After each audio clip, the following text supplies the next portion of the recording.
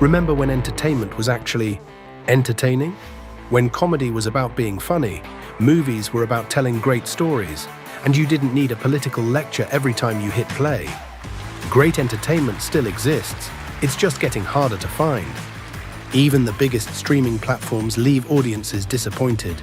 That's why there's Studio TST, pure entertainment, real comedy, independent films, bold creators, movies, comedy, music, and more, and the home of fearless sketch comedy. That show tonight, entertainment the way you want it.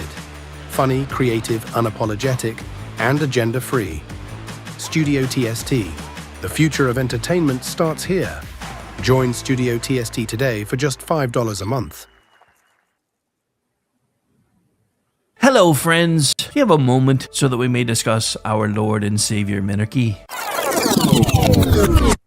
No, seriously, I'm just kidding. Hi, my name's Rick Robinson. I am the general manager of KLRNradio.com. We are probably the largest independent podcast network that you've never heard of. We have a little bit of everything, and by that, what I mean to tell you is we have news, pop culture, special events, conspiratainment, true crime, mental health shows, drama productions, and pretty much everything in between.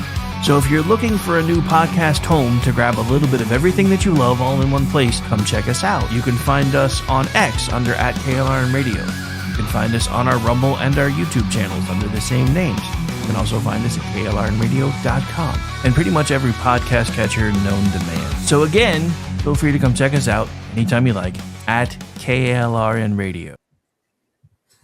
Hi, everyone. This is JJ, the co-founder of Good Pods. If you haven't heard of it yet, Good Pods is like Goodreads or Instagram, but for podcasts. It's new, it's social, it's different, and it's growing really fast.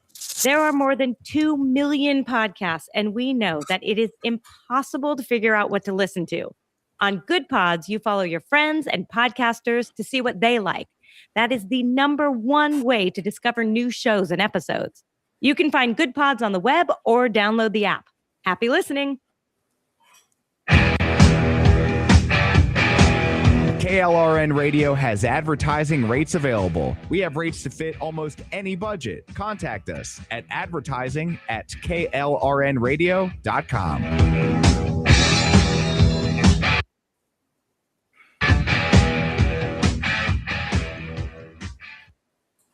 The following program contains coarse language and adult themes. Listener discretion is advised.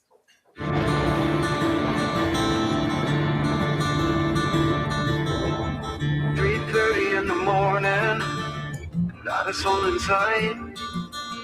The city's looking like a ghost town on a moonlit summer night. Raindrops on the windshield, there's a storm moving in.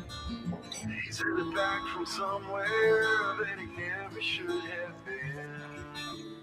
And up from the road.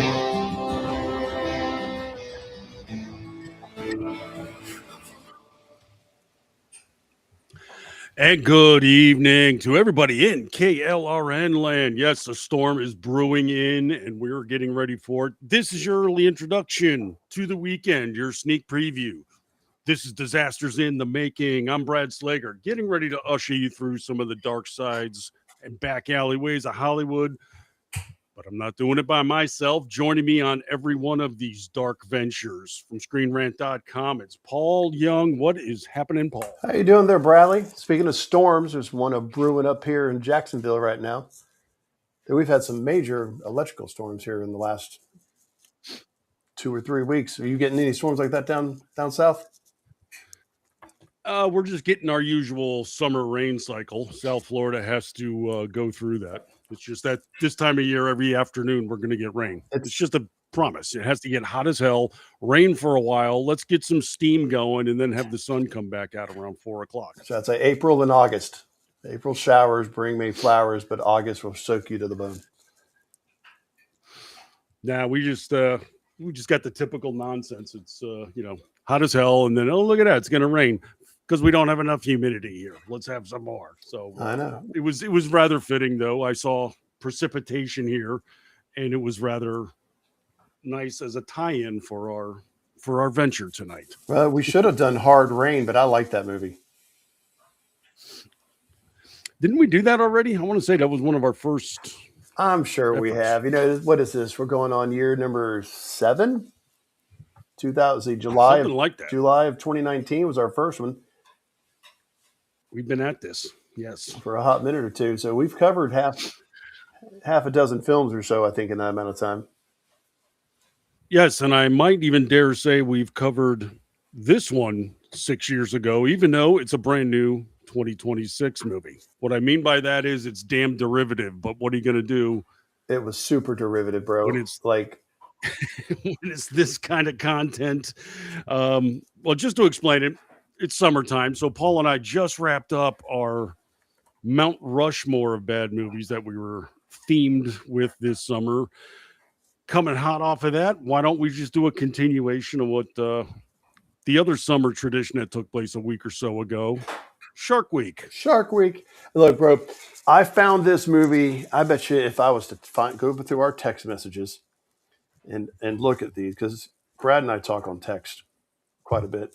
And I think when I said, hey, let's talk about Thrash, you might have thought I was referring to that skater movie. Yes. Initially, or maybe it was a documentary on a heavy metal group. I brought this up to you April 14th of this year. I brought this movie to your attention April 14th. So, what, 4 months ago? Almost to the day? This movie hit my radar. And I'm like, there's a shark movie, and it looks absolutely terrible. We need to cover this. And then we just put it on the back burner, and it just sweltered. Yeah, you have to understand something, though. Paul and I, with our proclivity for this type of cinema, we have no shortage of shark-themed ventures. I mean, it seems like every other month you or I will come up with a new one that just come out. Oh, my God, have you seen this one? Have you checked this one out? Oh, look what's on the horizon now. I even had a joke the other night. I was in the tavern and got a buddy that works there that's also into bad movies, and we're always trading titles and such. So he said, what's coming up? And I was like, oh, we've got Shark Week. It's going to be tough coming up with a title, though. And he says, really? You can't find a shark movie? I was like, no, it's the other way around. Which damn shark movie are we going to pick? I know. On any given year, I think there's probably a dozen or so that come out every year of this nature. There's sharks, and they suck. There's Jurassic Shark. I know we covered that one. Jurassic Shark, Noah Shark. Remember that one? The Noah's Ark with the shark flying about. Sand Shark. There's 6 Sharknado movies, which we're a fan of the Sharknado films. That they are near and dear to us. In fact, have you? I'm pretty sure I sent you the trailer for it. But have you seen Water Park Shark yet? Where the sharks get into the water park? Mention that. It's by Anthony Ferrante, and he did all 6 Sharknado movies. And here's the weird part: it's co-written by a guy named Daniel Levin, not friend of the show Thunder Levin. And I can't find out if they're brothers or if they're related. I can't figure it out. Maybe it's a screen name of his. No, it's a completely different person. I'm looking at pictures of him. Yeah, that is always our challenge. If we ever have to settle on a shark film, that doesn't even come close to solving our problem. In fact, it probably creates more. They call them shark exploitation movies. Sure they do. Sharkploitation, which is fantastic. No, it's a whole series of movies in Wikipedia. They start back in 1950, sharkploitation films, and there are, holy cow! I'm scrolling and scrolling. I can't even count this many. There are a lot here, bro. And it just keeps going. Now, when the Asylum came out and realized that they can make movies, it was easy to capitalize on sharks. I guess maybe AI does sharks or CG does sharks really well. But here's one: Shark and Saw Women's Prison Massacre. I want to see that. Do you not want to see that? Yes, I do. Shark and Saw. Absolutely. That's a fantastic play on words, son. Mm-hmm. The Shark and Saw Women's Prison Massacre. Oh, it's got saw one a few years ago. Tracy Lords. Tracy Lords. Oh, there you go. Yeah, sharks had infected the canals of Venice. Was a good one. Piranha And sharks. I think there's been sharks in space. There's megalodons have been rejuvenated. I'm all There's about hybrids. avalanche sharks, ghost sharks, sharks who are ghosts, Of course. super sharks, Gotta have those. swamp sharks, shark night, sharktopus versus whale wolf. Whale wolf. That's a Roger Corman Saw joint, that one. bud. Look, Roger Corman. I saw man. that one. That's that's a sci-fi venture with Corman at the helm. Absolutely. And it's The sharks get around too, bro. You got Spring Break shark, shark in Venice, Jaws in Japan, sharks in Malibu. They ain't just sticking around in one spot. They get frequent swimmer miles. Yes. Sharkenstein? What is that? Wow. Yes. Come on now. But we love a shark films. Christmas shark venture. No, was there a Christmas shark movie? Of course there was. Why am I even asking it that way? He had a Santa hat on the dorsal fin. Holy heck, that's awesome. Oh, sky sharks. We got sharks in the sky, Ouija sharks, sharks of the corn. I think we watched the trailer for that where it's like children of the corn of sharks. Wow.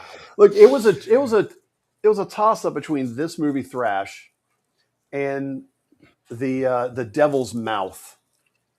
Have you watched that on Prime yet? I've watched both of these now.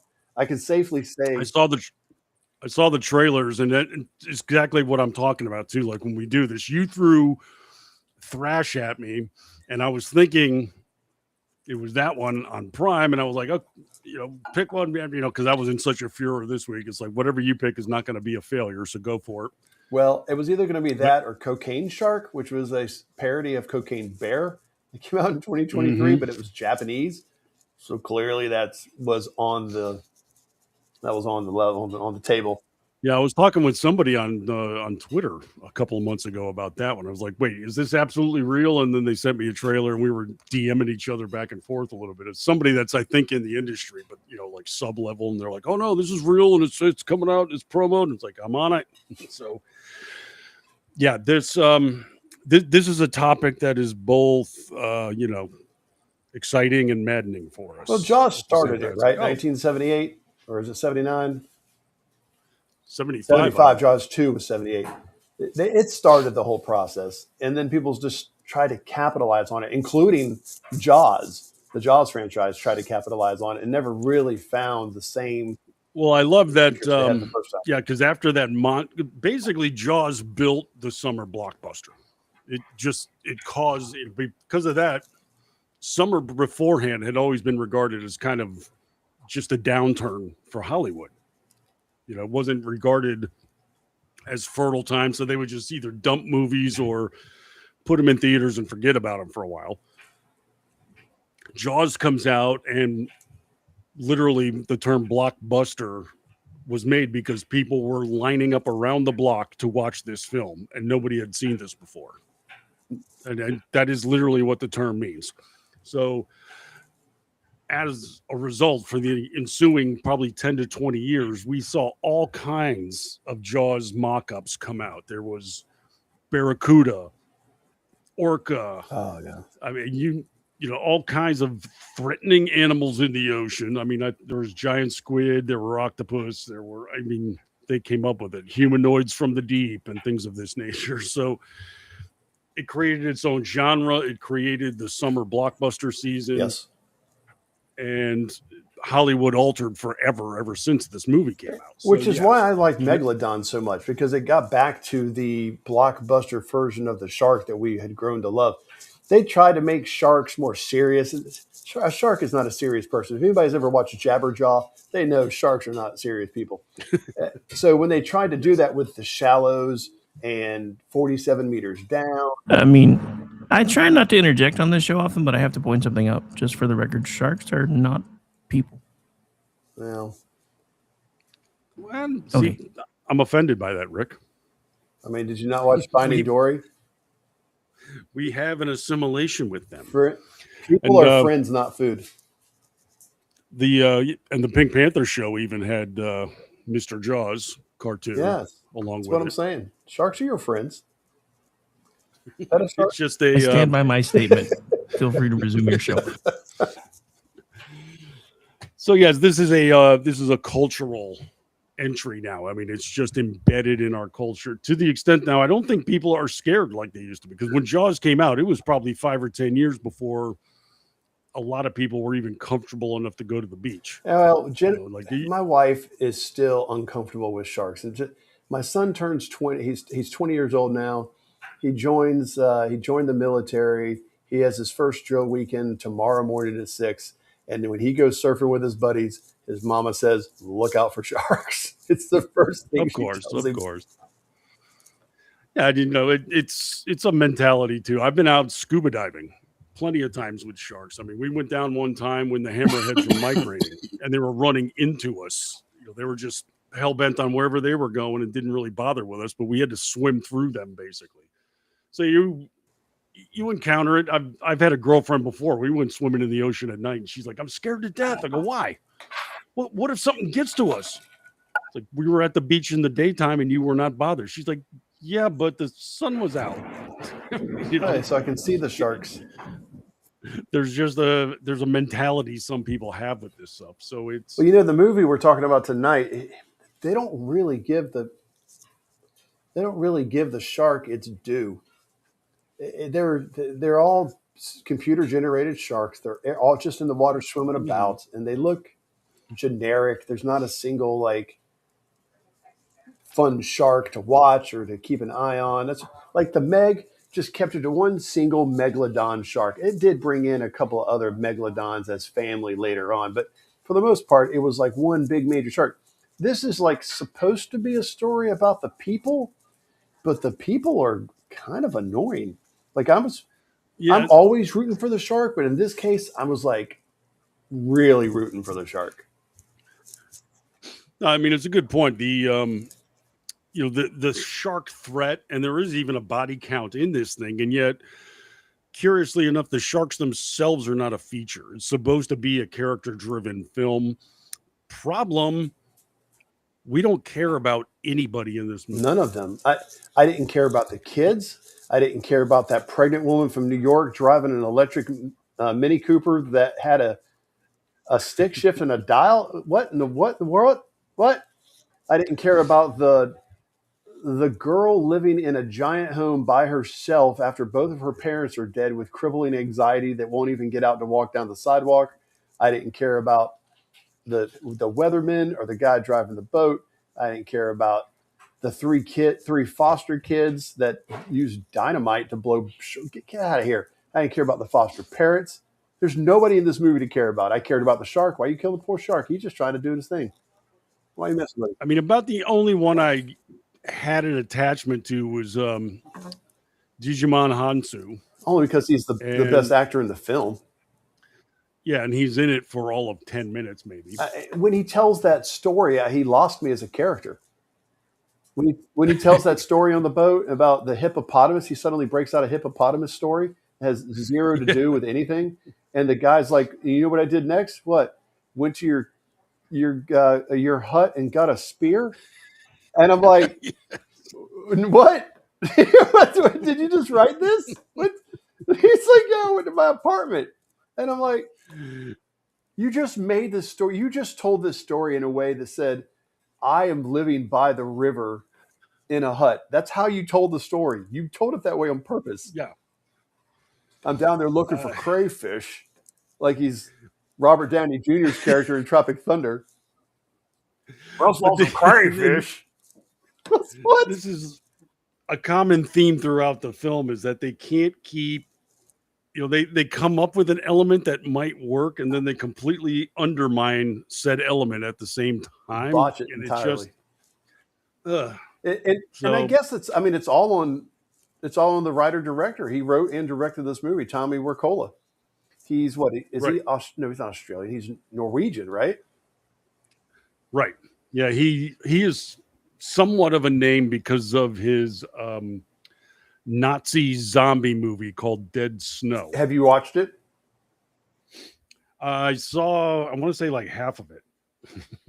Because I was like watching on a plane or something. It's like, oh, I'm going to get back to it, and then never did. but decently done for what it is. This was 5 years or so ago when zombies were everywhere, and he came up with a good one. Yes. Uh-oh. Paul has just informed us that they had a complete blackout where he's at. Uh-oh. I wondered what happened. I was like, wait a minute. I just got him on the phone, actually. Nice. So you're going to try to call in on the I phone? was going to say, if he can shoot me his number, I can call. We can try to connect that way. Indeed. So you'll have to hang up with me so you can call back with me.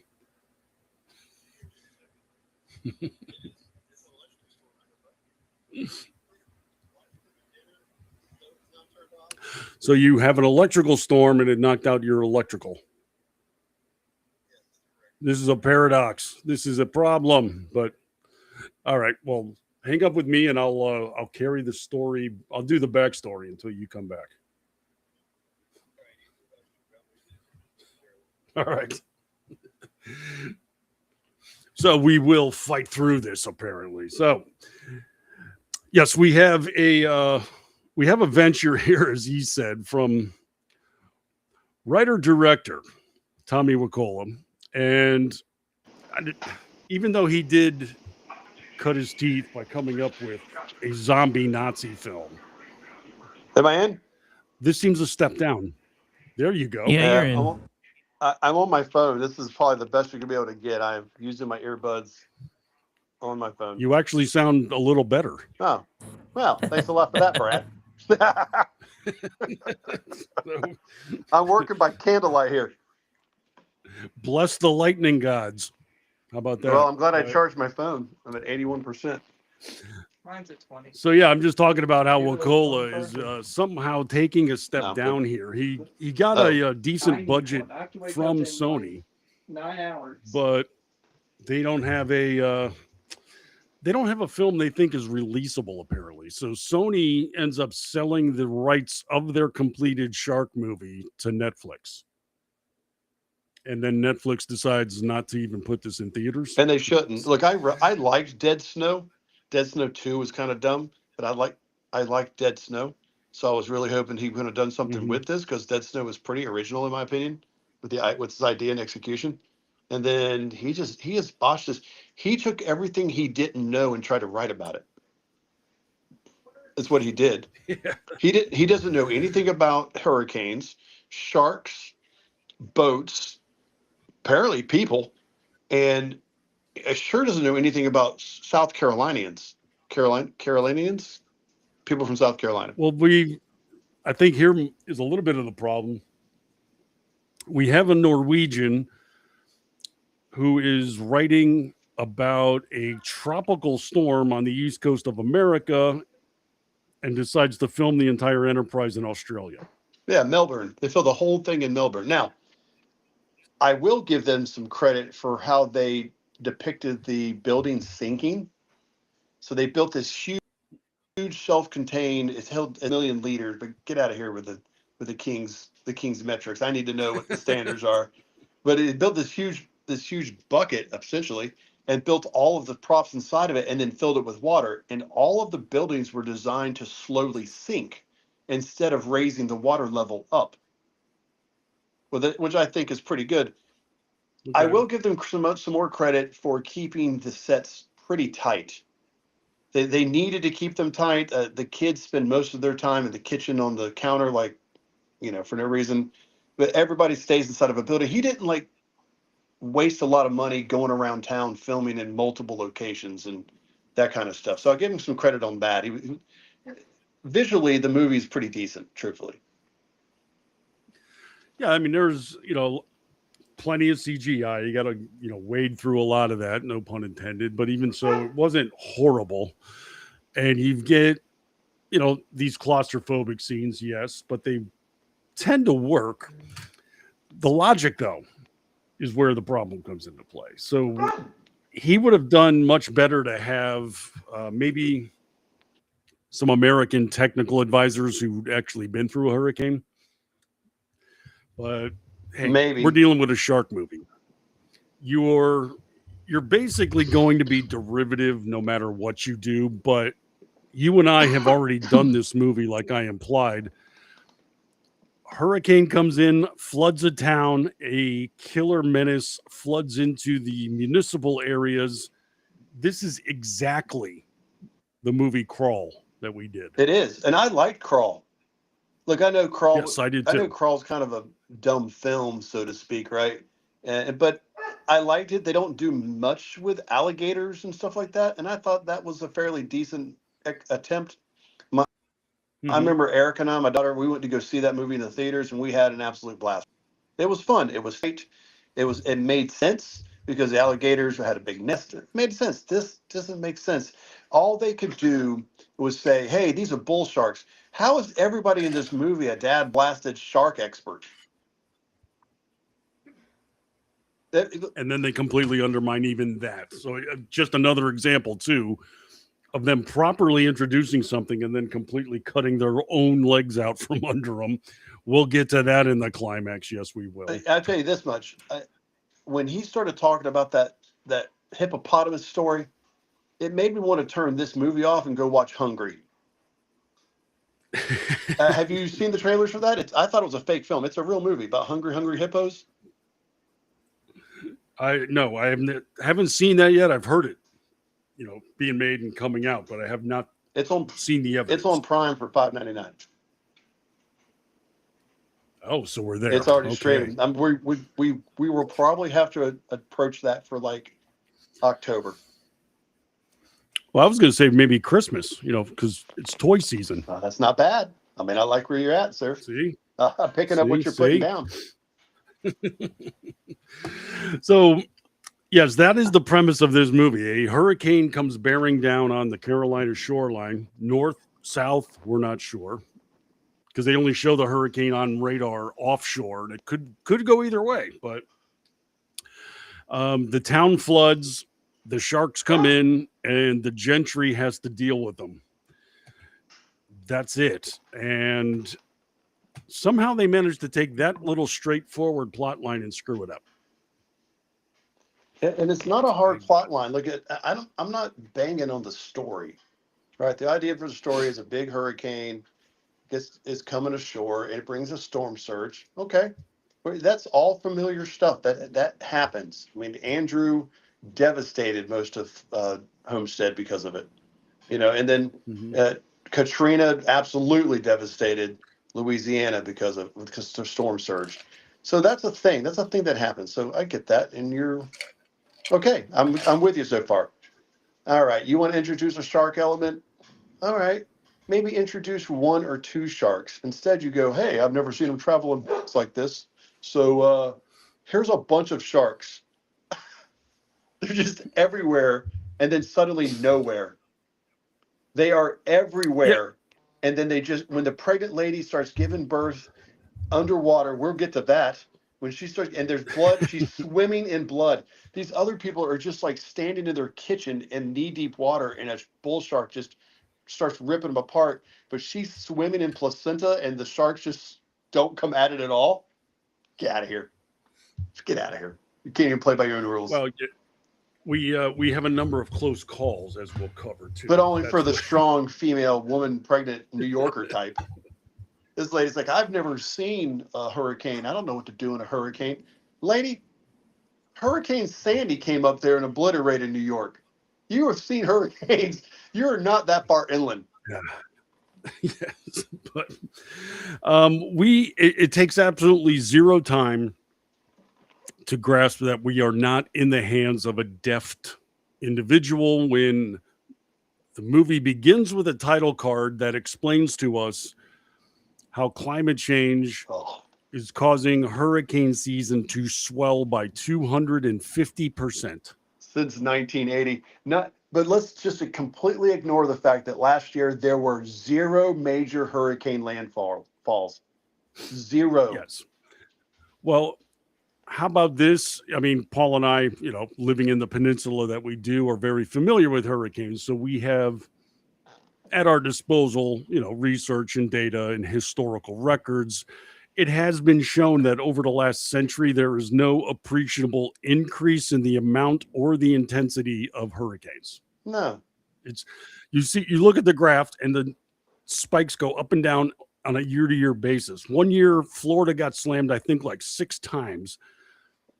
Al Gore was out there promising this is just going to continue on every single year because of warming. Right. The next year, nothing hit Florida whatsoever, which by his estimation should mean global warming was over. My favorite thing is when people tell me, the Earth's foundations and the structure and the way it looks was formed by huge storms over the course of millions of years. And you're like, okay, so the storms of this, well, we've never seen them this intense. You're telling me they were intense enough to form the continents, but they're not intense enough now to level set. Stop it. Just stop. Well, I mean, just a few years ago, they kept promising, the water's heating up. We're going to get them all the time. We didn't have a named hurricane until almost September. Yeah. Like the entire month of July, there weren't any named storms, not even tropical storms. Now it's going to be bad this year. I think we're going to get. I'm predicting at least 4, if not 5, major storms making landfall along the East Coast somewhere. I'm not a weather person, but I watch one on TV. And yeah, but I mean, look at it this way: we're already into August. We've barely had any. Well, they've been in the Gulf, in the Pacific, headed out towards Mexico area. But we've had a lot of sand coming out the Sahara, and it's been really hot. So the first 2 or 3 storms are going to be super intense, and then they'll, like normal, they'll just die down because all that warm water out of the Gulf and the Atlantic has been sucked up into the sky, and that Sahara sand makes things worse. And we didn't have that much sand last year. Counterpoint. This is they're saying that this is one of the more severe El Nino years, and those generally tamp down hurricane activity because the upper level winds are much stronger and shear everything off. So basically what Paul and I are saying, the opening title card is full of crap. Yes. No way to open a film that's centered on hurricanes by displaying the fact you have no clue what you're talking about when it comes to the subject matter that your movie's based on. Well, that's not a good start. But from there, we get the audio montage of weather reports. Storm brewing up in the Atlantic, and people are watching it now. In 24 hours, it has already swelled up to a Category 2, and pretty much this is our entry into our characters. And that's what, as a Cat 5 is making a beeline for them. And it says it hadn't moved anywhere, and it just goes, it's a Category 2. And then he goes, Category 5 could be a 6. If there was a Category 6, this would be it. Oh. All right. So there's no such thing. Didn't we cover a Mel Gibson movie that was about he was like trying to rob a bank in a hurricane or fight some people? No, it was the one down in Puerto Rico. Yeah. Yeah, and the entire thing took place in an apartment complex in a hospital. One floor of a hospital. That's right. I forget what was that called. Oh yeah, what the hell was it? It was like Aggie and I talk about it all the time too. Hurricane Rush. It was like Tidal Surge or something like that. Something I mean, dumb. it was yeah, and I think they shot it in like 11 days. Like I remember it was like they came down there and Mel Gibson worked like 4 days in order to get on the poster and collect the check. They shot in 2 locations and kept telling us there's a hurricane. It was about it the way it worked. But this one's not much better. We as Paul and I said, we get a group of people that we absolutely just don't care about. These are not vibrant individuals. The main star, I guess, and this is only more out of insistence than actuality, is Dakota. Oh no, I'm sorry, that's not her. Lisa. She's pregnant. She drives a Mini Cooper. She works at a meat packing plant. Even though she keeps telling us repeatedly she's from New York. And yeah, she's a vegan. And she's one of those ones that she's going to tell you she's a vegan. So I'm a vegan sure. and an atheist. So that's just, well, good job. Okay. I'm going to tell you How what's about Pilates? Are you doing that too? Oh my gosh. I take vitamins. But she's somewhat of the focus of things, but kind of not really. We also then cut to a great big house in which a teenager by the name of Dakota lives. She's sullen. She doesn't say a lot.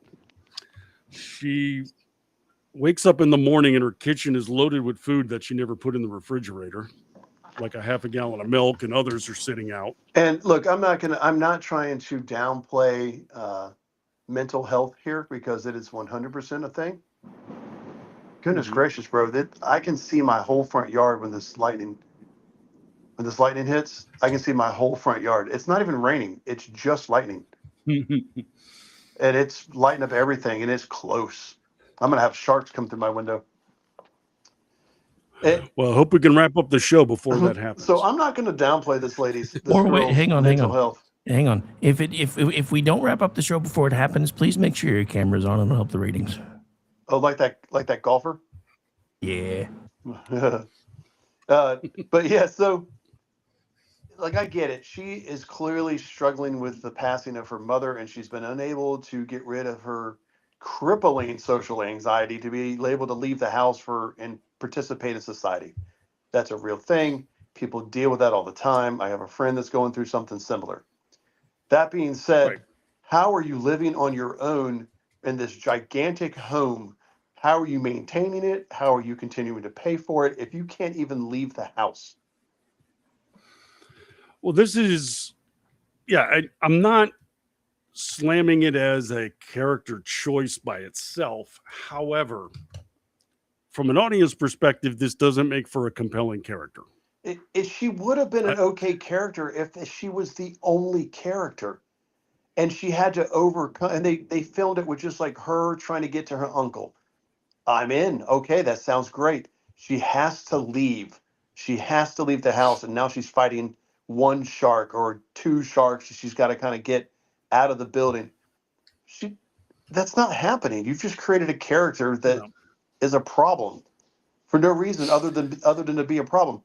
They did a couple of things in this film where they would do a setup and you're like, okay, that's going to pay off later. They're clearly phoning this in. When they show her at the meat packing plant and they're dumping all that, got the blood coming out of the top of he's running around with like all this byproduct, this bloody byproduct in the back of his tanker. I'm like, okay, so he's going to get in a wreck somewhere and it's going to spill blood into the water in the town center, and all the sharks are going to come and feed. Nope. No payoff. They even pierced the truck. No blood came out of it. Sharks showed up anyway. Okay. No, Paul, we're going to address that because apparently you missed a detail. Oh, well, and then and for her, she's watching this video of her and her mom when she was a little girl, showing her how to shoot a Nerf dart gun. I'm like, oh, this is going to come back into play, and it did. Yeah. It kind of did, but her mom said something specific. And they never address that specific thing again, and she just shoots a shark in the head with a spear gun out of water, which doesn't work, by the way, because it's not designed to. Well, I just say that I dare say that we just saw Chekhov's Nerf gun. Literally, because she's sullen and depressed. She tries to order food and they're telling her, girl, there's a storm coming. We're closed. Like, what about the grocery store? And she tries to go to the grocery store and that fails because she's got agoraphobia. And then somebody says, hey, you got to get out of here. If you need to ride out, we'll take you. No, I'll be fine. What's with the sound effects there, Paul? Can you hear that? Oh, yeah. Kept waiting for the guitar riffs to start again from Thunder Road. Yeah, I thought you were starting the Garth Brooks song again. My son was sitting on the porch on the swing. He is now walking inside. Naked shower's not. But yeah, this is a character that's just not appealing. She's just not that worthwhile. I'm so sorry. Okay. Then we have a group of we have 3 children, siblings. Teenager down to about a 7-year-old or so. And you know what? And I liked that that group dynamic. I like that family dynamic between the older brother taking care of the middle sister and the younger son and getting together. They did not explain how all these people were related to that guy and the woman until what, more than halfway through the film. It was near the end of the second act. Yeah, I mean they're foster kids, right? Yeah, but you don't find that out until much, much later. Yeah, they don't really do a lot of setup. You know, they're out there in the river swing roping and stuff, and then the guy pulls up and starts barking at them. Get out of the water! There's snakes! Right? He's his one-note redneck pissed off individual. And I told you, I said they made this redneck. I texted you and I was like, they made this guy so redneck stereotype. You cannot convince me he had a Cam Newton jersey hanging in his house. If anything, he's got it's South Carolina. It's Charleston. They're Gamecock fans. There's no way they're not Gamecock fans. So hang a Gamecock flag up there if you want to. But a Cam Newton jersey? Yeah, here. That's Charlotte, North Carolina, but not Charleston, North Carolina. I guarantee you he screwed that up. I guarantee you this Norwegian thought Charleston and Charlotte were close enough for it to matter. Well, it's one of them Carolinas. They're all the same, right? But he's obviously a detestable character, and we're rooting for him to get eaten, and that's it. And that's the only reason. That's all it is. And that's the only reason he's in there. Again, if this movie had, if this writer had condensed the film to be about the three kids' family unit, and the only bad guy that you want to see get dead is the guy, and he's keeping them alive, but then they come around to him and he saves them or sacrifices himself to save him, save themselves, or he saves them, whatever. A Jack Rose kind of situation near the end. All right, but you've got a story that's going to hold my interest a bit, and now I care about a character because you've given me 90 minutes to do so. That's not what he's doing here. Not at all. Not even a little bit. It's kind of ridiculous. He spread himself way too thin with character development, meaning that nobody got any development at all. Right. And then, as we said, Dijman Hansu is in this, and he plays a shark researcher who conveniently never actually researches sharks. We see him pull up on a boat, and this TV crew, for some reason, approaches him for details about the sharks that are going to come ashore, possibly. He explains to them that their claim is completely bat crap crazy, walks away, and then promptly spends the entire movie with them. I'm not sure how that works, but okay. Let's see. Do we have? Well, hey, can you tell me about pretty much it? And they set up the camera guy, the cameraman, and the weather guy. They set him up to be garbage. They want you to hate him so he can get eaten. He never does. He never gets eaten. Never even. I don't even know if he sees a shark. Yeah, he did. He sees two sharks at the end of the film when they have their Tyrannosaurus Jurassic World moment with the great white.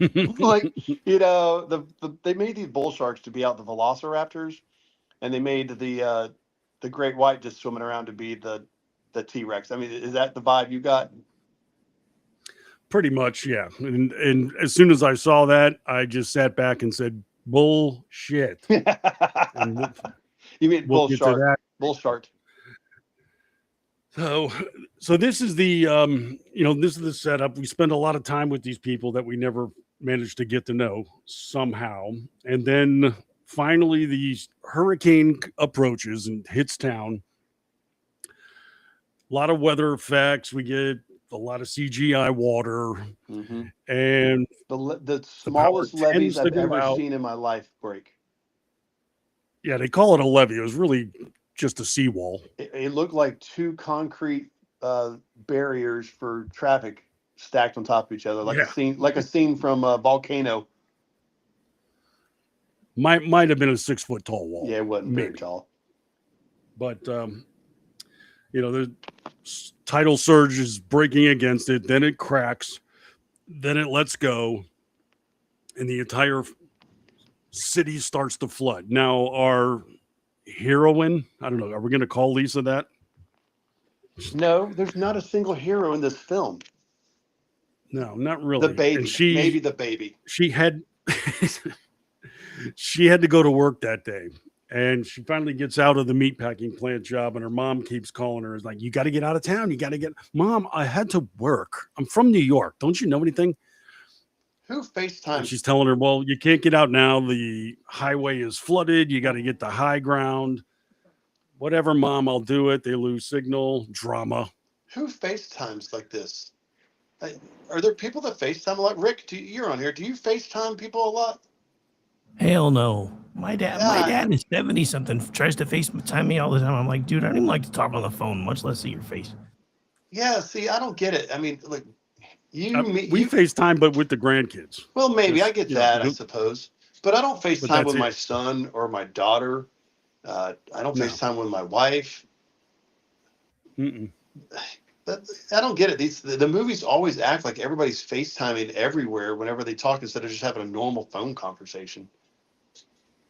Well, it establishes somebody else getting a screen credit. I suppose. It's kind of the way I guess that works. But you know what? But she's. I will say this is an accurate part of the film.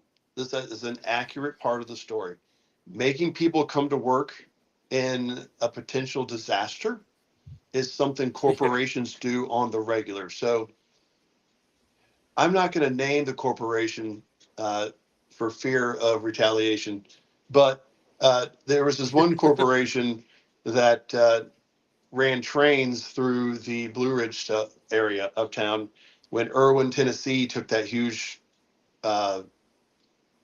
hurricane hit last year before, 2024, and it annihilated most of that area.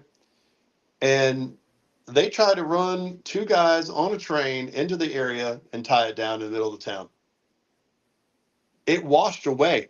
The city, the town was washed away. Those people would have been dead. All they care about really is about getting something moved and getting something done or getting that one last thing. They're not actually doing the work themselves. And we had to tell those people, no, we're not doing that. We're leaving them right where they're at, where they're safe in a hotel. We are not taking them and putting them in harm's way. And the corporations do that, man. They don't care. Look at me. Look, I'm in the middle of a lightning storm out here that you can hear on my earbuds. And Rick's like, you got to do the show. I know. It just KLRN brass are just a bunch of heartless, faceless. I mean, I would say I bust you guys' balls, but your old ladies have them in their purses already anyway. Oh, that's true. I'll get mine tomorrow. Damn, son. Every other Friday. So, yeah, the calamity now is starting to beset Annieville, and it's a real place. So I looked it up. I wanted to be sure. Annieville is a real place, and it's like 100 miles from the coast. So, I suppose. Coast of America or coast of Australia? The Atlantic coast. Okay.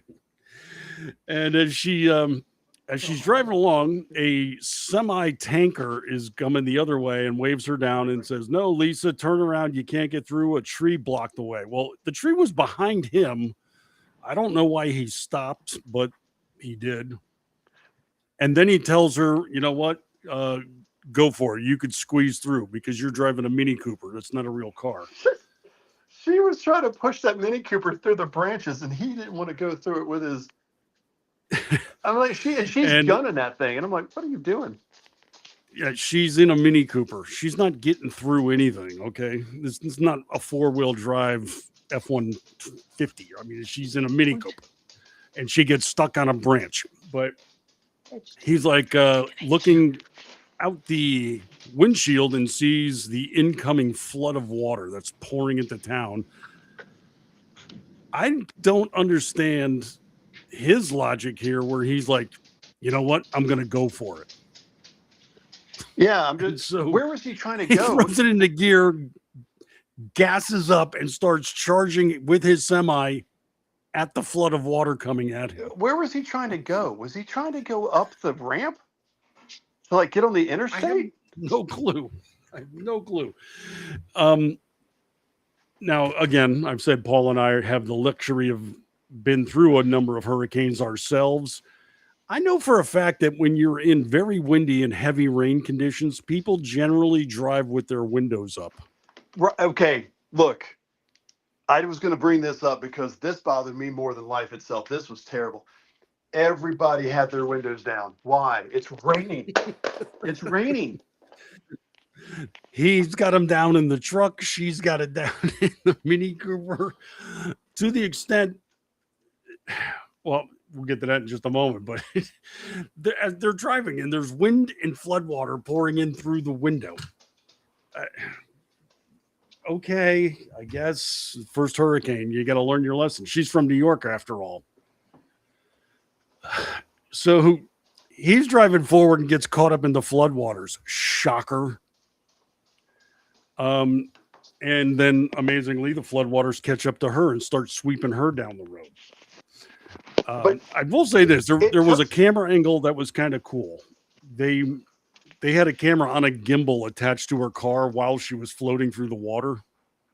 Yeah, that was pretty cool. Like I said, I'm not mad at the innovations with filming and special effects. I mean, I thought they did pretty well with that, to be honest with you. It was just kind of cool as the car's bobbing and swaying. The camera's locked onto her the whole time, and you see it move with her. And it was kind of a cool effect. So she gets swept down a street, and then we cut back to the tanker as it gets caught in the floodwater that he tried to drive into. And it jackknifes, it starts getting swept back into the downtown area, and then the tank is impaled on a big statue. Yeah. But here's the thing. The water moves his truck to the point so violently that it can slam it against the statue. That Mini Cooper weighs about as much as that tire, his front driving tire. And it just, and the water never comes in the car until the window is smashed. And it just gently rocks her down the street like a rowboat. Yeah. I mean, she's floating along like she's a bobber, really. Looked like she was fishing almost. She didn't look like she was in peril at all. But while she's, again, floating and bobbing down this street, her window is down. It's like, girl, just roll it up and you're going to keep water out of your car. I'm trying to help you here. It's what I do. But she gets along, starts heading towards a tree. She manages to duck just as a very long branch gets sent through the windshield, out the back window, and it pins her into the car. Now, this was a magic branch. Magic branch. Because it was a spear when it hit her window.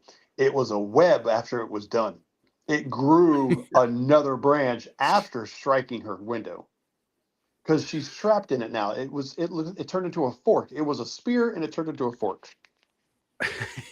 So it's had to be at least 8 or 10 feet long, goes through the windshield and the back window, like I said, but then there was a branch fork in the middle of it, and it goes right around her waist, and she's pinned in the seat and can't get out. Now she's stuck as the water is rising in her car. Drama.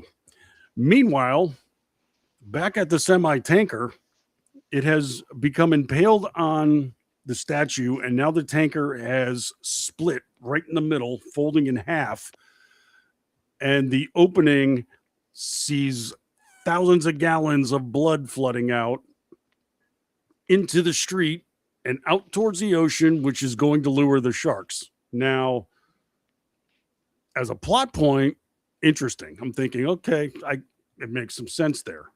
But as it opens up, crane shot from above, and it slowly pans down the street to watch as the red cascades down the street out towards the ocean to lure the sharks. Bullcrap. Is that what the highest order? Did I blink or something? I don't remember that part of it at all. I just thought it impaled, and then the next thing I know, there's a bull shark on his leg in the cab. Well, this was the justification. It's luring them in. Here's the problem.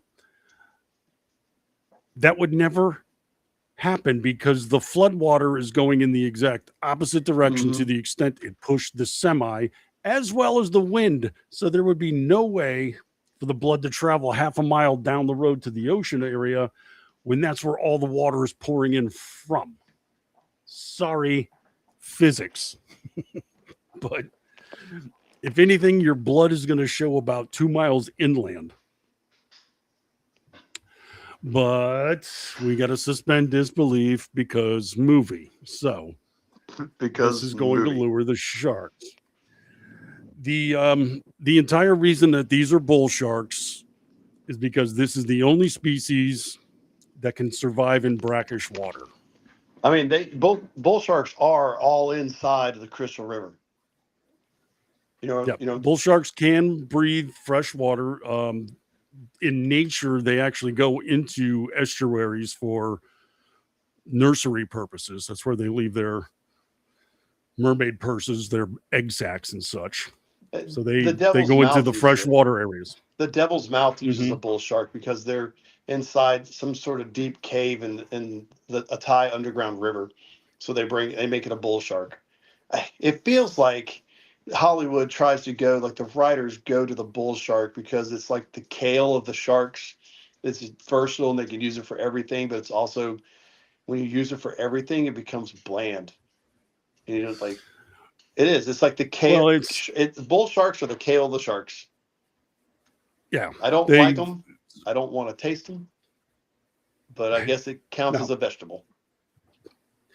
Somebody figured out, hey, there's one shark that can go in fresh water, and it happens to be a predator. I mean, bull sharks are one of the nastier some bitches in the shark realm. That's true. They are. Well, that sand sharks, I think, and lemon sharks, right? They're pretty aggressive. Tiger sharks are, of course, great whites.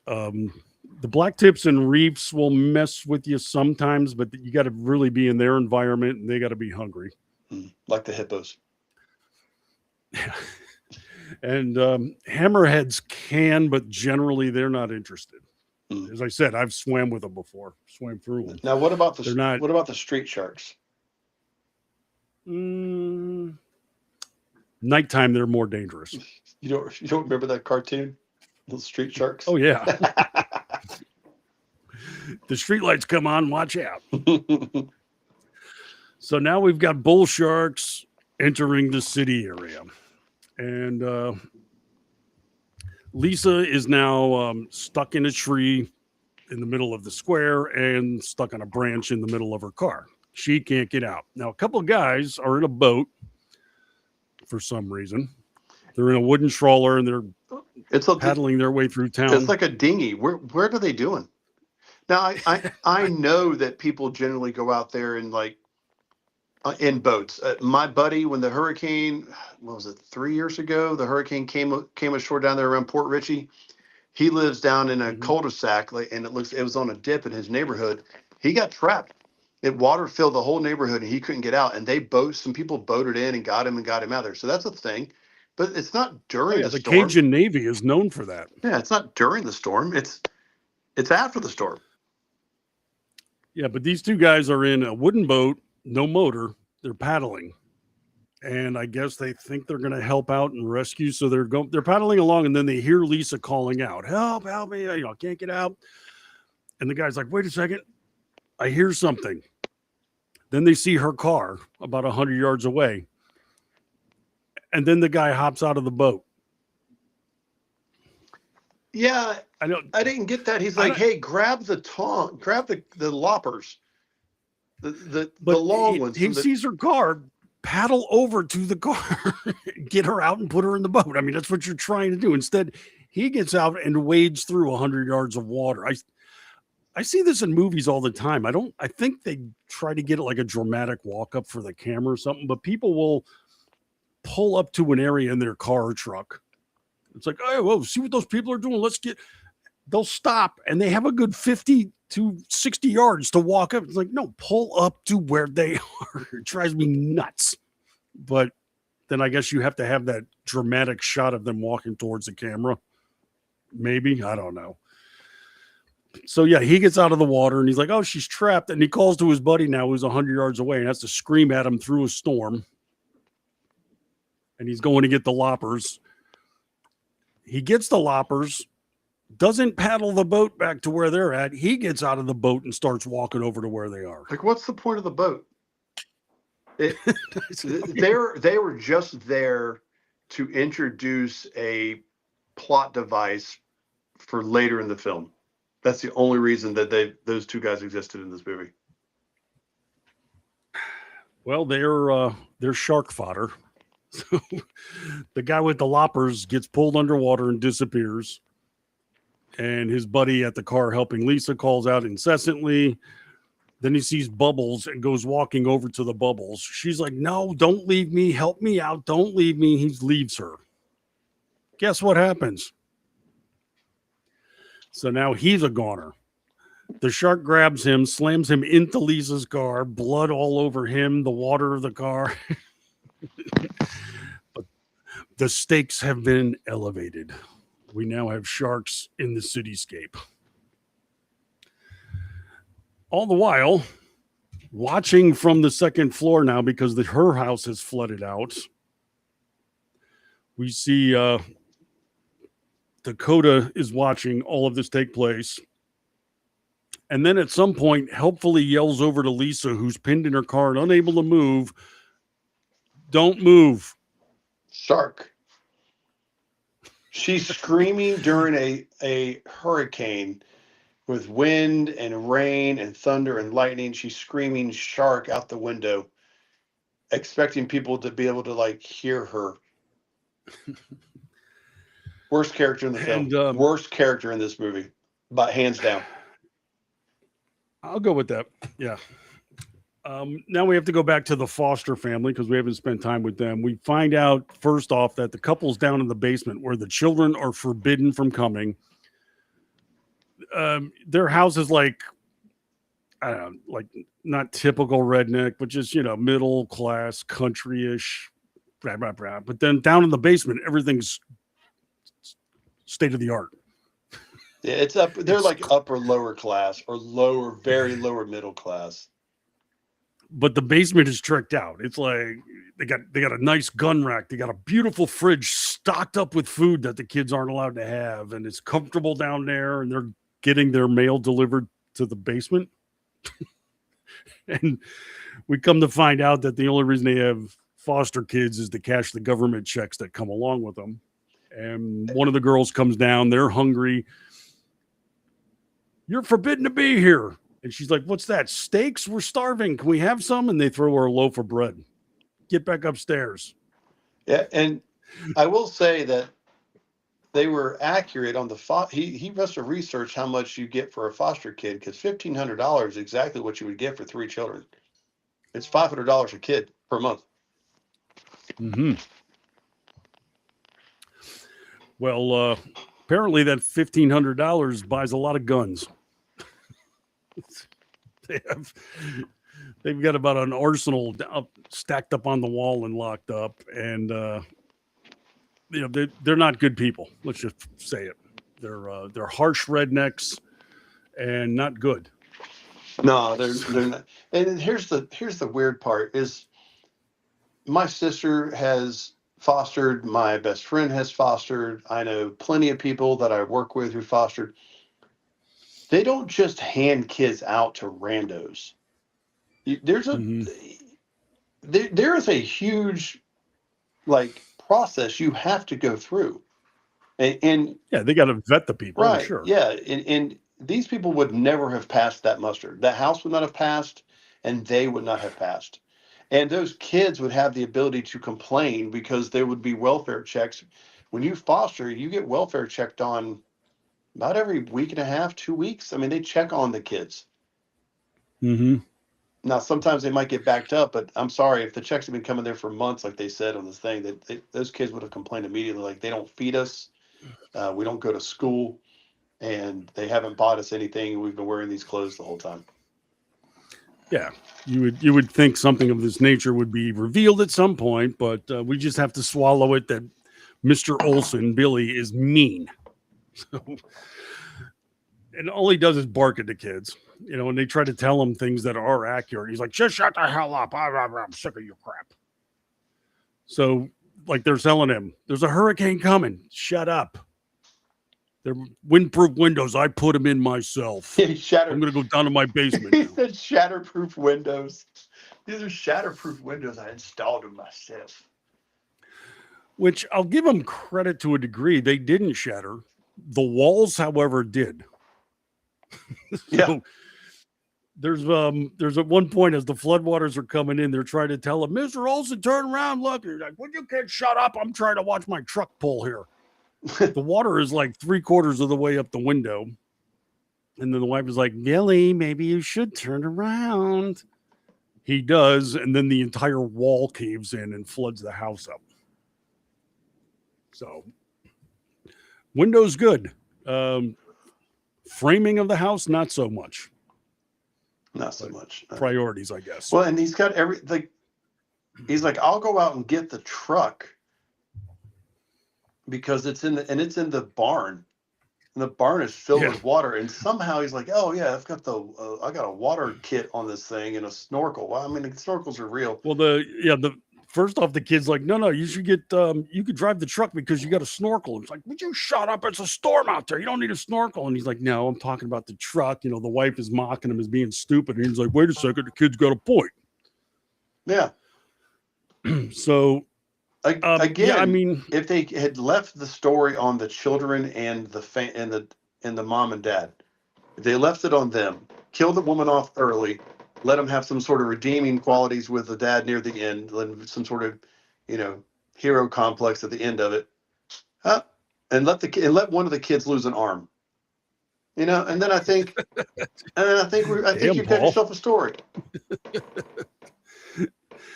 Well, yeah, but we had to have a rooting interest, is the way it works. So couldn't do it that way, apparently. And so at one point they decide we're going to go out to the shed and get the truck, but the sharks now have arrived on the property. You actually see them swimming outside the window at one point. And they attack them in the garage where the truck is at.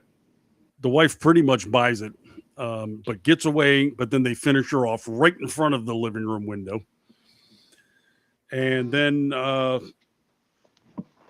Billy gets set upon and then goes under and disappears. And pretty much the kids are like, well, we're done with those sumbitches. Cool. The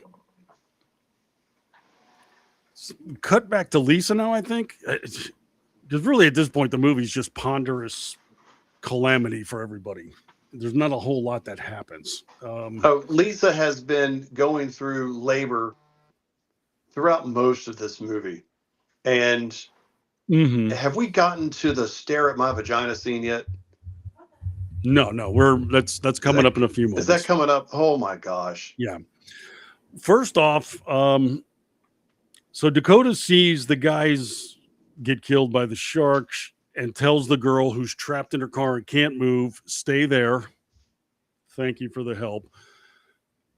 And then we get this I mean, it was like 10 minutes of screen time of watching her going through the house and getting items and preparing and coming up with this idea of something that vibrates will attract the sharks. So she finds the electric toothbrushes and puts them in a plastic bag and throws them around the area to distract the sharks so she can get to Lisa, gets the butcher knife to cut the tree apart so she could free her and then shred the rag top of the car so she can get out and they can get into the house.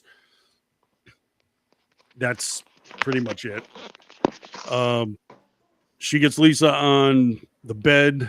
Do you have a way to get to the roof? So tear down the curtains and write out the words, help me on the roof, which with curtains is really clever because, once you spell out letters with curtains on a roof, the wind has no effect on them whatsoever. None. Not even a little bit. I was laughing so hard when I was like, why is she pulling curtains down? Is she gonna wrap? Look, you live in she's walking around most of this movie, she's walking around shivering. She's super cold because she's been in the water. It's your house, girl. Go change your clothes. I promise you got another outfit somewhere in this house. Go change your clothes. And the pregnant lady, the pregnant girl, what was her name? Phoebe. Lisa. Well, Lisa, but the actress Phoebe. Oh, right. Dynavore. She was so cold the most of the movie. She was wearing like 3 layers of wetsuits. And she was super uncomfortable on almost every scene she did because of it. Because they had her in that thin dress, and she's wearing a pregnant belly and a wetsuit, and then she's in the water the whole time trying to act. Well, I mean, it makes her look pregnant at least. That's my problem. I get- but the pregnancy is about to come to an end, of course. Got to have that. So contractions are starting and things of this nature. Let's cut back over to the trio of children now, where they make the discovery that they were pocketing their welfare checks. They have to get into the basement now to get stakes and weapons. There was a scene when they were swimming in the river earlier where the older brother tricked them because he stayed underwater for almost 2 minutes. That comes back into play as he has to swim into the basement conveniently enough where he stays underwater for 5 minutes. Now hold on. That scene is after the return of Mr. Olson. Well, yeah, true. Right, return. There. Is that his name? Was it Mr. Olson? Is that his name? Yeah, I think so. Yeah, Billy Olson. Yeah, because when he and the wife bought it, they left the front door open. One of the girls had to climb across the cabinetry to get to the front door to try to close it before the sharks come in. Again, I haven't been in a flooded house scenario, full disclosure, but had she just hopped off the counter to the door and then closed it, 3 to 5 second effort maybe. But instead, she stands on the very edge, has to reach to the top of the door to try to get it to start closing, and lo and behold, the sharks swim in right underneath of her as she's making this archway. Not one shark, but multiple are in the home now. And how convenient it was that the sharks were exactly kitchen size. They were kitchen-sized sharks. They swam through the kitchen with ease, just like around the island. They got the Labrador. One of them of went sharks. down the hallway. The Labrador of sharks was in there moving about. And then, so there's drama. The kids have to stay on top of the furniture. They start ragging on Billy Olson. Then, oh, screw Mr. Olson. I'm glad he's dead, right? And then look what happens. He pops up out of the water. Now, how did he get in the house? What? He's missing a hand, and the shark was like going at him. He lost his arm and half his ass, he said. But somehow he swam in. He swam into the house and around the kitchen island to where the kids were at, and then popped up out of the water. And no one saw him. The sharks didn't see him. The kids didn't hear him or see him swim up. They pull him back up onto the dining room table with them, and then arguments start up, and then it's like, boy, I'll still take care of you, even though I only got one arm. It's like, really, we're still having a pissing contest. You're like the dismembered knight, and you're still pissed off. It's just a flesh wound. And he's about to lay into the kid, but then the older sister comes up and kicks him square in the head, knocks him back in the water. He's like, damn, you hit me in the head. And then finally the sharks take care of him. And finish him off for good. Or did they? Dum, dum, dum. It was a pretty cool effect, though. Like, the camera was right down at the water line. You see him splashing, and then red blood comes up every now and then. It was like, okay, they finished him off, but good. And while they're distracted, then the older brother swims into the basement.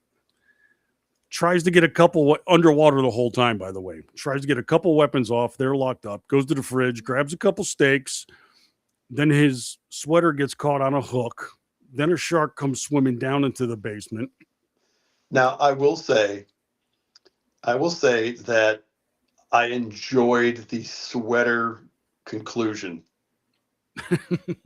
The sweater comes into play more than once. He keeps getting hung up on it. And I'm like, this is is he stuck on this stupid sweater again? It was like the second or third time. And he actually makes the comment, I hate the sweater. I thought, okay, all right, you got me. That's funny. I think that's a good payoff. I like the setup, and I enjoyed the payoff on that.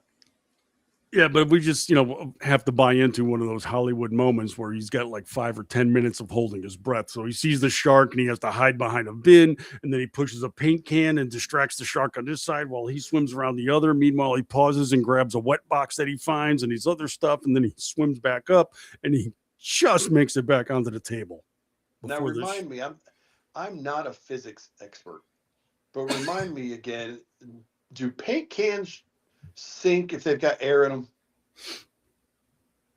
Yeah, well, they never uncapped this one, so we don't know how full it was. So I'll buy into it because it didn't plunge down. It kind of drifted a little bit and then landed firmly enough to make a noise. So yeah, trust me, in this movie, that was one of the least things I'd nitpick about.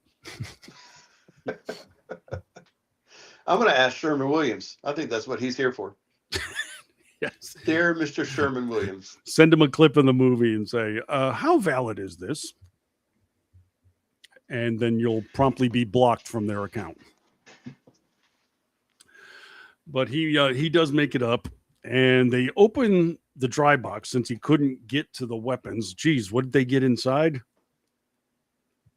Dynamite, of course. And it says dynamite on every stick. On every single stick. It says dynamite. This dude is keeping dynamite. He's got what? There's probably 24 sticks there. It's like a cigar humidor for him. Filled with dynamite. Now, again, full disclosure, I haven't been in a hurricane situation where the bottom floor of my house is flooded up, so I can't be hypercritical here, but they concoct a plan that they're going to wrap the dynamite in a steak, feed it to the shark, and blow him up. Okay, I'm on board with this to a degree. I'm not mad at the idea, okay? I'm not ticked off at it. In fact, I think it's pretty good. The execution, however, I'm sorry, kids, you didn't think this through. So they do this. They light the dynamite. They throw the steak in the corner of the living room. And then it occurs to them to lure the sharks into the area. But it's while the fuse is burning. Why would you throw it into the corner of the house? You're about to blow up the house. Just throw it outside. And then cause it's wrapped in meat. Yeah. Throw other meat around it. But even so, the whole SWAT team getting ready kind of situation where they're like, they did a bunch of those little cut scenes, pull the tape out, cut scene, rip the tape off, cut scene, do another angle of lighting a match, and then do another angle of wrapping it around. And like, it was like they're getting ready for war. It was so out of place with the cinematography that had happened up to this point. Like, it made zero sense. Yeah, I mean, I think that was supposed to be played for comedy, maybe, but yeah. You haven't been comedic this entire film. Like, not even there hasn't been anything comedic related. Not intentional. But so this is their plan. They throw it, lit dynamite, corner of the room. No sharks are present. I think that would have to be step one. Have the shark, then throw the bait to him. But and then while the fuse is going, they kind of look around and are like, oh, wait a second. Sharks need vibration. So the three of them jump in the water and start thrashing around about 4 feet away from a lit stick of dynamite.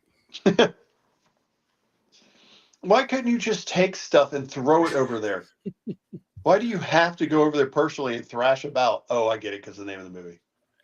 And again, I'd wait for the shark to be around before I threw the damn thing. But so then the shark arrives, and then they have to get away from the shark, but then the shark is chasing them to the table away from the dynamite. This fuse had to have been 7 feet long. Yeah. It was the slowest burning fuse. The only fuse I've seen burn slower are those ones they light inside of those coal mine videos in Pakistan or Kakistan or whatever. Yeah. You ever seen them where the dude lights the fuse and then walks for like 2 minutes out of the mine? And I'm like, that is, and then that's a slow burn fuse. I mean, the only one slower is the one in the opening credits of Mission Impossible TV show. It's still going. But eventually they get to the area where they have a sofa they could hide behind. A shark does go over and finally eat the steak and manages to do so just as the fuse goes off. Blood and guts and smoke and everything else around the area while these kids are safely behind a sofa about 10 feet away from the explosion. Sure they are. Sure they are. But they're all covered in blood now, and they're high-fiving and cheering. And they're, okay, that's it. And they decide to leave. And then the little one sees the keys on the table, where the hell they came from. I thought they were in the truck. Did the guy swim in and say, "Let me get these keys out of my pocket"? Apparently so. So they make their way to the garage, and they're going to start the truck. The two kids are on the hood of the truck for some reason. And then they pull out. I mean, this is basically the end of the film. But then they do a crane shot, and we see that every single throughout the neighborhood, the water level's up to almost the peak of every roof. These kids are not driving through that. No, but they just, and that truck is, I'm sorry, and that truck is what? It's suddenly I don't know, is it a jet ski? It's like they're right on the roof and on the hood, and he's driving it, can't see now because they're on the hood. Why wouldn't you get in the vehicle? Yeah, I'm completely unclear about all of that. We haven't even talked about the underwater birth. Again. No, we're getting to that now. Again, it was another one of those premonitions, right? It was one of those foreshadowings, because the mom at the beginning of the film is FaceTiming her daughter, and she's like, Marcy's daughter, she had her baby in a pool. You should think about having your baby in a pool. It could be in a hospital, but just do it in a pool. It's really natural that way. Yes, you need an underwater birth. No, Mom, I'll be in a hospital. They do that in the hospital. And I'm just like, I said to myself, well, she's going to give birth in the water with the sharks around, and there's going to be a placenta scene. That's what's happening. Mom is pushing that a bit too hard. We didn't even talk about the scene where she's like, you have to tell me whether I'm getting how close I am to having this baby. I'm going to hike my legs up, and she's telling this to the other girl. I know we're in the house now, and contractions are starting, and she's, I guess, crowning, and tells Dakota, "You got to tell me how much I'm dilated." Yeah, she goes, "Well, I have to do what?" He goes, "You have to stare at my private parts and tell me in inches how big I am." First off, I understand that you think that we're all using. That we're all too stupid to use the King's English, but the King's math is what we use here when it comes to determine how dilated a woman's cervix is.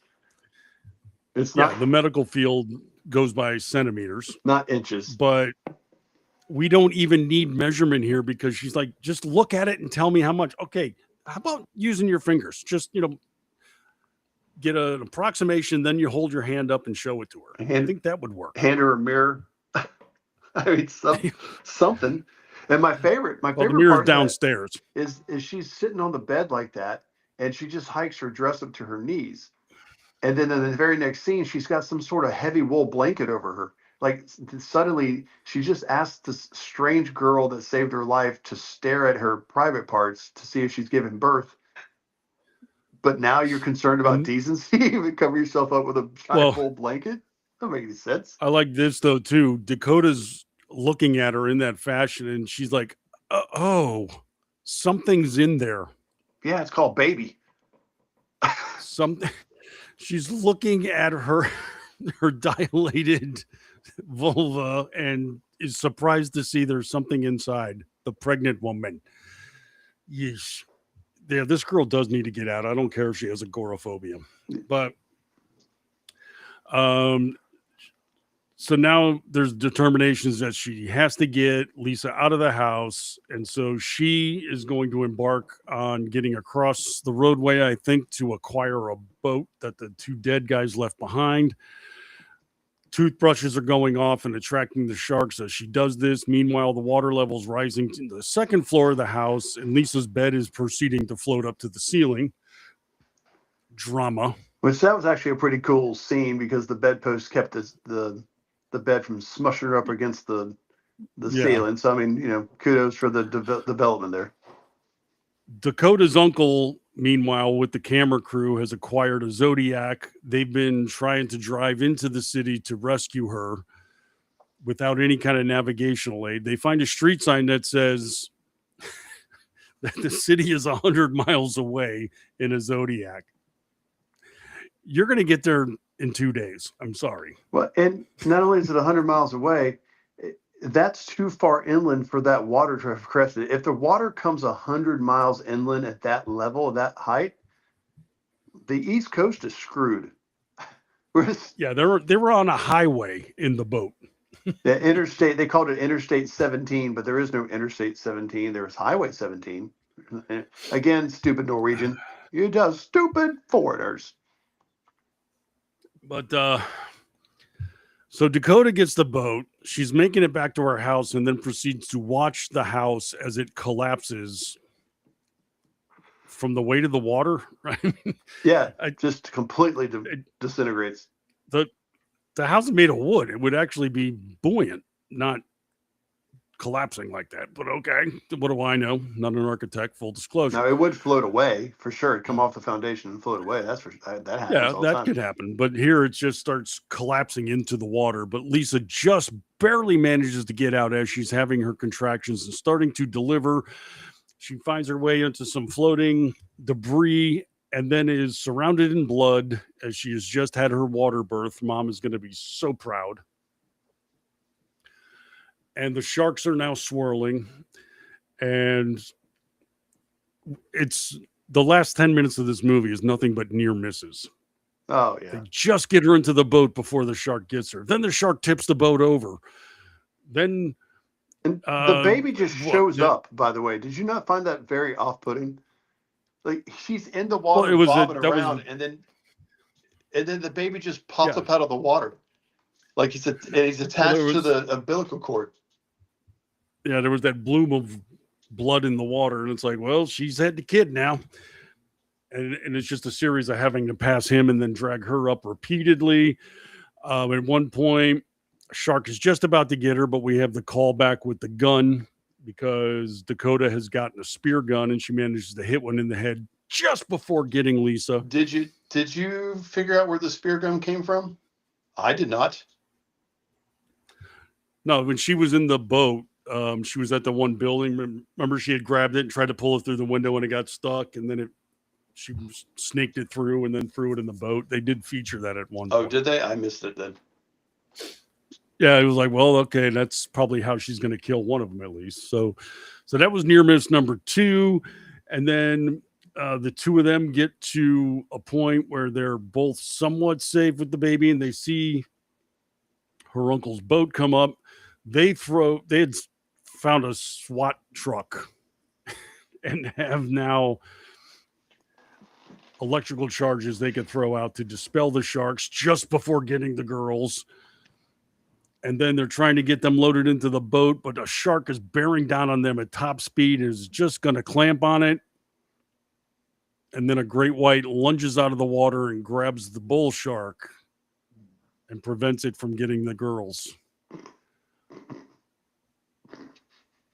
Because that happened. Of which I have to say bull crap now, because great white sharks are one of those that do not survive in fresh water. Mm-mm. Now, I know this was a storm surge and it's the ocean pushing through and such, but still, that had to have been a 15-footer in 6 feet of water in an urban setting and lunges out of the water like by 10 feet. Sorry, I've seen enough episodes of Air Jaws to know that only happens when they surge from deep underwater to hit a seal. You clearly don't recall the episode of Happy Days then. I clearly do not. Where the Fonz ski jumps over a shark. It's possible. Yeah. That happens. I mean, I remember Yeah, that's actually where that term came from. A jump of the shark, yeah. Jump the shark. That was the episode that made that show go downhill, and everybody's like, okay, this show's stupid now. It jumped the shark. But they pull him on board. Everybody, that we supposedly care about survives, hugs. Lisa borrows a phone, calls up mom. Here's your grandson. He was born underwater. You can shut up now. And then supposedly the stinger at the end of this movie is we cut back to the weather laboratory One of the guys is writing in a journal, and an alarm goes off, and he looks up. Paul, there's another hurricane bearing down on them. Roll credits. Yeah, and I skipped. Okay, that's our sequel, I guess. I skipped to the end, hoping there'd be like a post-credit scene, and they follow it up with something, just like maybe the dad shows back up. He's not completely dead. He's just missing a leg now and half his butt. Or maybe the baby grows up to be a weatherman or a shark researcher. Or nah. Well, that's Thrash. That's on Netflix. I don't know. I mean, it could be a diversion if you want. I mean, it's forgettable if you want to put it on in the background while you're cleaning or taking a nap or something. Yeah, that's maybe pretty much how this would be viewed. You'll do this while doing something else. You're not going to miss much either, like the 20 minutes spent with her trapped in the car. I will say I would watch this over the Toxic Avenger remake. I watched that this week, and it was, I don't even want to talk about it. Sounds like you got PTSD from a movie. I was highly upset at that movie. Okay. Well, that's going to do it for this one. That's Thrash, available now on Netflix, a brand new one. So, Paul, where can people find more of your content? Well, if I had electricity, you could find me online. You can still get online on your phone, Slacker. I'm at 63%. I got to get up for work in the morning. Well, I'm hoping you get your power back very soon. But at the same time, I'm kind of enjoying this little tie-in feature that you're going through a massive storm in our movie about a massive storm. That's true. Pretty dramatic, I got to tell you. As for myself, you can see my work online. I'm over at Mediaite right now, my brand new location for my scribblings, but you can also hear me on this network. I'm here at KLRN. Next Thursday, I'll be here with Ordy Packard, where we deliver all the vital news coming out of Hollywood, the business side of the show that we call it On the Culture Shift. And Tuesday evenings, I'm here with the ever-effervescent Aggie Rican on the Cocktail Lounge, our kind of fun news show where we try to come up with diversions and amusing asides to what's taking place in the news and political spectrum, sports, art, graphics, and many kind that we can come up with. And if you need more of me than that, let's face it, you do. Head over to Jitter on @Martini Shark. All right, Paul. Hope you have a flashlight in tow and can get through the rest of your evening with power back on very soon. Well, I'm getting ready to go outside and crank up the diesel generator because I live in Florida and I am prepared. Well done, son. All right. That's going to do it for this one. But with the popcorn bin empty, we are going to put our heads together, and in 2 weeks, we're going to be back with another bad venture right here on Disasters in the Making.